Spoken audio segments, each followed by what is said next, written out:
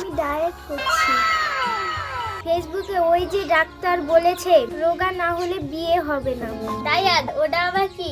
উফ বুবু, তুমি বুঝবা না। সকালে অর্ধেক শসা, দুপুরে 1 কাপ পানি, রাত্রে শুধু বাতাস।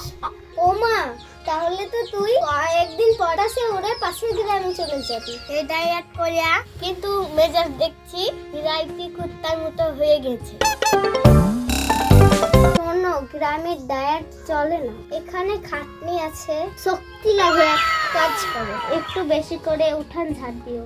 তাহলে কাল থেকে ডায়েট শুরু করবো। ও মা গো, তাহলে কাল থেকে শুরু করবো ডায়েট। মুড়িটা তো সেই স্বাদ। মু বলেছে আজ রাতে হাঁসের মাংস রান্না করছি।